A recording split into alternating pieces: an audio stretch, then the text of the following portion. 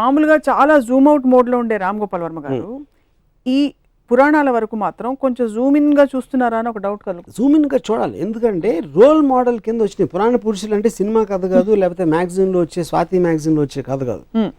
టోటల్గా మనం ఎవరిని ఫాలో అవ్వాలి, ఒక బెటర్మెంట్ ఆఫ్ ద సొసైటీ కానీ క్రియేట్ చేసిన రోల్ మోడల్స్ ఇలాంటి దేవుళ్ళందరూ.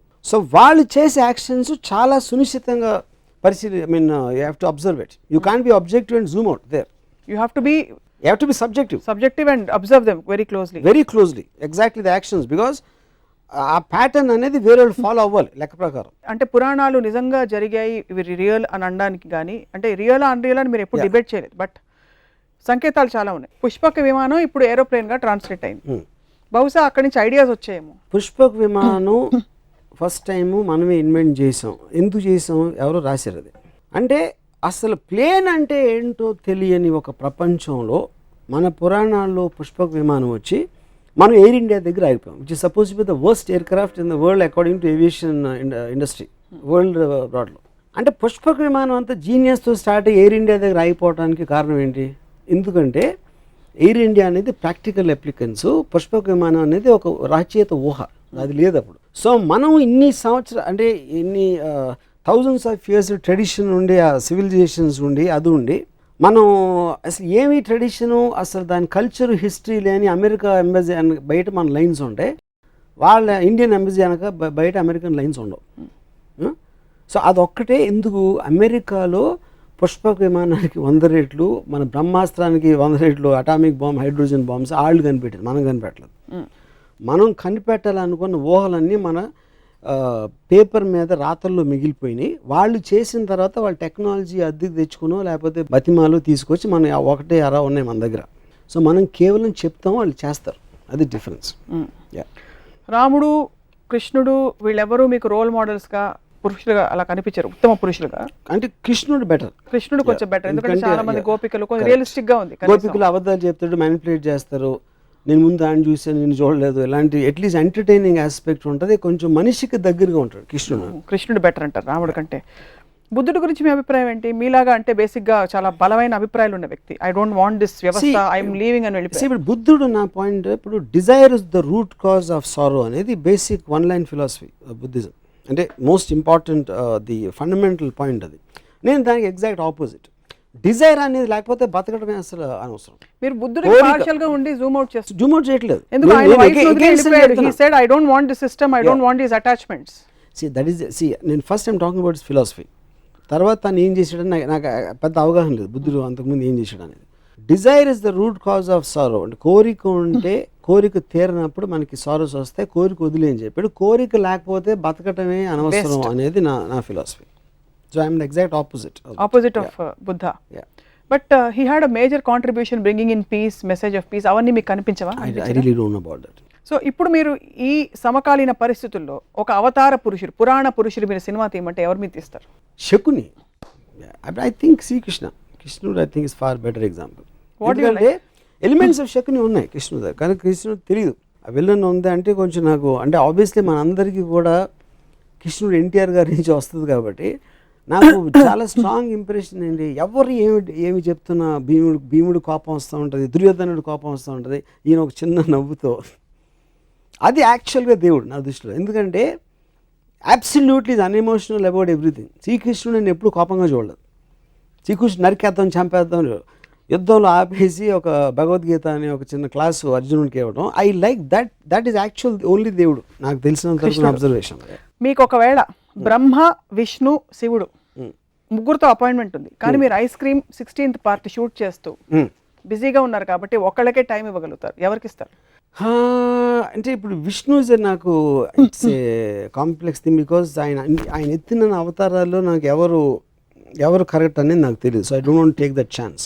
బ్రహ్మ అనేది నేను ఎప్పుడు దేవుడిగా చూడలేదు, ఎందుకంటే ఎవరు పూజించరు. బ్రహ్మకు సృష్టించడం కాకుండా వీణ వినటం తప్పిస్తే తను ఇంకేం చేస్తాడో నాకు తెలియదు. అట్లీస్ట్ నాకు ఆ నాలెడ్జ్ లేదు.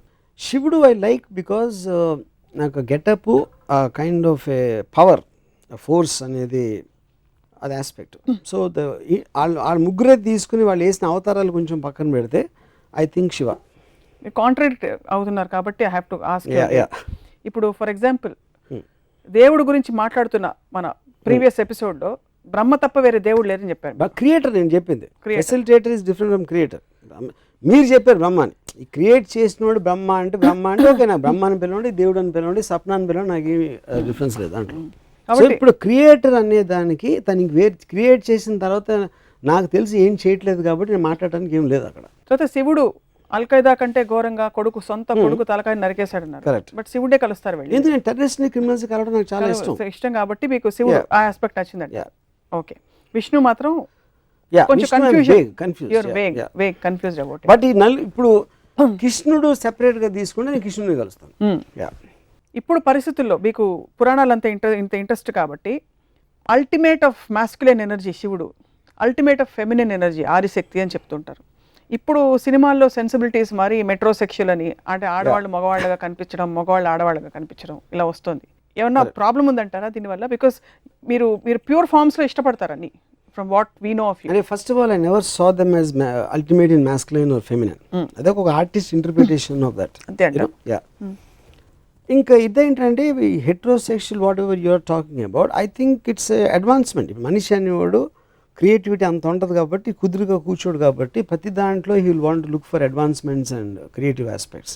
అలా వచ్చింది అది ఇంకా జరుగుతూనే ఉంటుంది అది. సో మీరు సినిమా తీస్తే will it be on Ramayana or Mahabharata? Definitely Mahabharata. Because more characters, more I mean connectivity and క్యారెక్టర్స్లో చాలా ఏమంటుందని గ్రేనెస్ ఉంది. రామాయణంలో రైటర్ కంప్లీట్లీ రాముడి సైడ్ తీసుకుని ఈ just putting all the other characters, ఈడు మంచి ఆడు చెడు ఇద్దరిని డిఫైన్ చేయట్లేదు. అంటే నాకు రావణాసురుడు ఇప్పటి వరకు ఈ శూర్పణఖ ఇష్యూ వచ్చిన తర్వాత, అంతకుముందు లంక ప్రజలు రావణాసురుడితో హ్యాపీయా కాదా అనేది నాకు ఇంతవరకు అర్థం కాలేదు. అంటే అమెరికా వచ్చి ఫ్రీడమ్ ఇప్పేస్తుందా లేకపోతే దండయాత్రగా వస్తుందా తెలియదు. సో లంక ప్రజలకి లంకేశ్వరుడు అయితే ఇష్టమైతే అప్పుడు రావణాసురుడు ఎందుకు చెడ్డాడు? కేవలం సీతను ఎత్తుకుపోయినందుక చెల్లెల కోసం, లేకపోతే ఇంకేమైనా చేసాడా తన ప్రజలు కానీ వేరే దేశాలు కానీ అనే క్లారిటీ నాకు, అలాంటి క్లారిటీ లేని చాలా ఉన్నాయి రామాయణంలో నాకు. అందుకని I have not connected to that. But Mahabharatam very much I'm connected because it all related to normal people. చిన్నప్పుడు మీకు ఎవరైనా పురాణ గాథలు, పెద్దవాళ్ళు కథలు చెప్తుంటారు ఇంట్లో, మిమ్మల్ని నిద్రపుచ్చుతో చెప్పడం, ఇంట్లో అమ్మమ్మ కానీ నాయనమ్మ గారి అలా ఆంట్స్ కానీ ఏమైనా చేశారా? లేక మీరు మై గ్రాండ్ మదర్, ఇందాక చెప్పాను కదా ఏదో ఎపిసోడ్లో రామాయణం గురించి she used to keep on telling me. Ramayanam గురించి చెప్పేవారు, రామకోట రాసేవారని చెప్పారు. ఆవిడ చెప్పేవారు రామాయణం గురించి. రామాయణం కథ ఆవిడ దగ్గర విన్నారు, విని ఎందుకు నేర్చుకోకూడదో తెలుసుకున్నాను. దశావతారాలు 10 ఉన్నాయి, 11వది ఉంటే ఎవరు అవుతారు? 11? సపోజ్ దశావతారాల తర్వాత ఇంకొక అవతారం ఉంటే ఎలా ఉంటుంది అనుకుంటున్నారు? Maybe NTR the human being. NT రామావతారం అవుతుందా? నాకు అందరి దేవుళ్ళు కానీ ఎక్కువ ఎన్టీఆర్ కనెక్ట్ అయ్యాను. ఆయన చేసిన మూలానో వాట్ ఎవర్ మూలన, even as a political person, as a politician, as a human being. As a human being I felt that he has far more better qualities than Rama and Krishna, original Rama and Krishna. Like for example, everything, like the way he speaks or the way he comes across, whatever it is. పురాణాలు కేవలం ఇది role models అంత hype లేకపోతే, కేవలం కథల్ని వాస్తవాలుగా చూడగలిగితే వాటికి తావు ఉందని మీరు అనుకుంటున్నారు? అలాంటి స్టోరీస్ పురాణాలకి దేవుడు కనెక్షను, లేకపోతే ఏముంటుందని ఒక లార్జర్ దెన్ లైఫ్ ఆస్పెక్ట్, ఒక దైవత్వం లేని ఆస్పెక్ట్లో కేవలం కథలుగా వస్తే, నాకు తెలిసి బి గ్రేడ్ సినిమా ప్రొడ్యూసర్ కూడా దాన్ని యాక్సెప్ట్ చేయడు. అంత లాజిక్ లేని, అబ్సల్యూట్ క్లారిటీ లేని కథలని. ఇప్పుడు ఫర్ ఎగ్జాంపుల్ ఈ ఎపిసోడ్ చూసిన తర్వాత విశ్వ హిందూ పరిషత్ వాళ్ళు వచ్చి మీ మీద దండయాత్రకు వచ్చి మిమ్మల్ని మీతో ఒక డిబేట్కి రెడీ అంటే మీరు రెడీయా? ఇప్పుడు విశ్వ హిందూ పరిషత్ ఎవరు నాకు తెలియదు. ఫస్ట్ ఆఫ్ ఆల్ నా పాయింట్, ఎవరైనా కానీ, ఇప్పుడు నేను ఇందాక ఒకటి చెప్పాను, నేను I don't claim to be an expert on Ramayanam. నేను ఒక మామూలుడికి ఆ పురాణాల గురించి ఎంత తెలుసు నాకు అంతే తెలుసు. దాని గురించి నేను మాట్లాడతాను. అప్పుడు దానికి ఎక్స్ప్లెనేషన్ చేస్తా. నీకు అర్థం అవ్వంది ఏంటంటే, శివుడు తన కొడుకుని ఎందుకు చంపాడు, తల నరికి ఆ ఏనుగు తల ఎందుకు పెట్టాడు, తన కొడుకు తల ఎందుకు పెట్టలేకపోయాడు అనే దానికి ఎక్స్ప్లెనేషన్ నాకు ఇస్తే, I will very happily listen. I will be very glad. I might go and join Hindu Parishad. Join అవుతా, నాకు సాటిస్ఫాక్టరీ ఆన్సర్ ఇస్తాయి.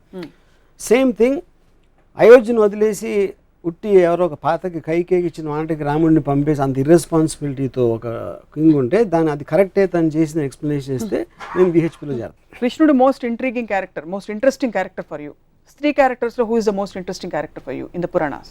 I really doubt any స్త్రీ character has ever been given importance. Always under the feudalistic as society లో రాసిన book కాబట్టి they're always relegated to the background. నేను ఎప్పుడు ఏ character కూడా అంటే మహాభారతంలో టు ఎక్స్టెంట్ జరిగి ఉండొచ్చు అది, బట్ నేను రామాయణంలో మాత్రం అసలు గుర్తు కూడా రిమోట్ కంట్రోల్స్ అని స్త్రీల దగ్గర ఉన్నాయి. కైకే దగ్గర ఉంది ఒక పక్క, సీతమ్మ వారి వల్లే మొత్తం అసలు రామాయణం అంటే అది ఇన్స్టిగేటర్ ఆస్పెక్ట్ కి మూవ్ చేసిన దానికి ఒక మనం రోల్ మోడల్స్ గురించి మాట్లాడతాం. రోల్ మోడల్స్ అనే దగ్గర స్త్రీలు ఎప్పుడు నాకు ఎక్కడ కనపడలేదు. సీతమ్మ వారి సహనానికి ప్రతీక భూదేవ్ అంతటి సహనం సీతమ్మ వారిది. ఎలాగా అంటే అప్పుడు ఏంటంటే దాన్ని రాసింది నేను ఏం చేసినా పడి ఉండాలి అని మగోడు ఒక స్త్రీని నొక్కి పట్టుంచడానికి ఒక సీతమ్మ వారి ఒక ఎగ్జాంపుల్ ఇచ్చి ట్రై చేశారు ఫ్యూడల్ కైండ్లో. I think that is what it is. So it's not relevant now. It is not relevant. It should not be relevant. What should she have ఇప్పుడు నాకు ఒక normal average Indian housewife she behaves like Sita. I think it is slavery. It is slavery. ఏం చేస్తుంటారు ఇప్పుడు modern Ramayanam జరుగుతుంది, తను ఊరుకోదు ఇలా చేస్తే. ఎవరైనా ఎత్తుకుపోయారండి ఇప్పుడు ఏ స్త్రీ అయినా వచ్చేసి అడవికి వెళ్ళిపోతే అని భార్య మీరు వెళ్ళిపోతే నేను వచ్చేస్తాను వెనకాల అంటదా? ఎందుకు మీరు అడగాలని ప్రవోక్ చేస్తుంది కదా ఎవరైనా. అంటే అప్పుడు ప్రవోక్ చేయకపోతే పతివ్రత కదా. ఏ ఇంట్లో కూడా మన కుటుంబం మనది మనం చూసుకోవాలి ఎవరైనా సరే అనేది ఒక థర్డ్ అబ్జర్వేషన్ ఇవ్వటం అనేది ఏ భార్యకైనా తన రెస్పాన్సిబిలిటీ. అంతేగాని భర్త ఎవరిదో మాట ఇనేసాడని తను వెనక నోరు మూసుకుని వెళ్ళిపోయి ఒక బొమ్మలా ఉంటే there is no personality in that person. అది మోడర్న్ ఇప్పటి రోజుల్లో వాట్ ఎవర్. కానీ అక్కడి నుంచి మనం ఇక్కడికి వచ్చాం కదా రోల్ మోడల్. ఎందుకంటే with time and with we understood it is wrong. So in brief these characters from the Puranas are not relevant in these days and even they don't even make great stories. They were never relevant. అది ఏదో books లో మనం మాట్లాడి భజన చేసుకోవడానికి ఉంటుంది. Practically you cannot apply and they never applied also. ఏ స్త్రీ కూడా సీతను రోల్ మోడల్గా తీసుకోలేదు 100%. ఐఎమ్ షూర్ సీతని పూజించవచ్చు బ్లైండ్గా ఏం అర్థం చేసుకోకుండా. కానీ ఇంటికి వచ్చి సీతలా ఉండడం మాత్రం జరగదు. సీతమ్మ వారిని రాముడితో పాటు రాముడి పత్నిగా పూజిస్తారు, విడిగా ఎవరు పూజించారు. ఫస్ట్ ఆఫ్ ఆల్ మీరు అన్నది రైటే. సో ఎనీ అదర్ క్యారెక్టర్ మహాభారతంలో ఎవరు మీకు అసలు? Nothing comes to my mind. Nothing comes to your mind. So it was always a male dominated. Yeah, because it is written in feudalist times. Yeah, it is not relevant in democracy. నిజంగానే అవతార పురుషులు అంటారు, అవతార స్త్రీలని ఎందుకు అనరు? అది point. So what would you like to tell our viewers Varma garu about ఇప్పుడు ఇంత డిస్కషన్? అంటే ఇది డైరెక్ట్లీ కనెక్టెడ్ టు లైఫ్ కాదు. This is all related again to God or anything super aspect. So I don't think the answer will be very different. నా point ఏంటంటే మీకు చదివారు, మీకు ఆనందం వస్తుంది, మంచి మ్యూజిక్ పీస్ అన్నారు, దాంట్లో ఏమైనా అర్థం చేసుకోవాల్సిన అవసరం లేదు. ఆ తర్వాత రాములు వారు ఇలా వెళ్ళారు, రాములు వారు భద్రాచలం వెళ్ళారు అని వినటానికి మీకు బాగుంటే దట్ ఈస్ యువర్ కాల్. మీ ఎలాంటి మ్యూజిక్ ఇష్టం, ఎలాంటి కథ ఇష్టం అనేది మీ సెన్సిబిలిటీ, మీ ఎక్స్పోజర్, మీ ఐక్యూ లెవెల్ అలాంటి రకరకాల ఆటల మీద ఆధారపడి ఉంటుంది. కానీ పాయింట్ ఏంటంటే మీరు పూజించే ఒక గ్రంథం, మీరు పూజించే పురాణ పురుషులు అసలు నిజంగా ఆ పూజలకి అర్హుల అనేది క్వశ్చన్ చేసుకుంటాం అనేది ప్రోగ్రెషన్కి సింబల్. అది ఒకటి నేను చెప్పేది. ప్రోగ్రెషన్ అన్నారు కాబట్టి ఈ క్వశ్చన్ అడుగుతున్నాను. అప్పట్లోనే పురాణాల్లో progressive thoughts, for example homosexuality లాంటి కొన్ని బలమైన ఇప్పుడు ఇంకా వివాదాస్పదం అవుతున్న కొన్ని అంశాలు అప్పుడే ప్రస్తావించారు. అప్పుడు ప్రోగ్రెసివ్ టైమ్స్ కాదంటారు. అయితే ఇప్పుడు అది ప్రస్తావించి తర్వాత వెనక్కి ఎందుకు వచ్చామన్న పుష్పక విమానం కట్టేసి ఎయిర్ ఇండియాకి వచ్చి అప్పుడు అది చెప్పి ఇప్పుడు కూడా సెక్షువల్ రిప్రెషన్ పెట్టి అప్పుడు అక్కడ ఏదో మనం టెలిస్కోప్ దిక్సూచి ఉంది అని చెప్పి ఇటలీ అమెరికా కనిపెట్టిన 40 సంవత్సరాలకి మన దేశానికి వచ్చి అక్కడ కనిపెట్టి అక్కడ ఎందుకు ఆపేసి? ఎందుకంటే మనం కనిపెట్టలే. ఇది అదేమీ లేదు, అది ఎవరో రాసుకున్నారు. ఆ పర్టికులర్ రాసిన అతను తనకి గే ఫీలింగ్స్ ఉంటే తను రాసేసి ఉంటాడు. But that doesn't mean it is representative of the society. ఆ పర్టికులర్ సొసైటీకి రిప్రజెంటేటివ్ అని అనుకోకూడదు.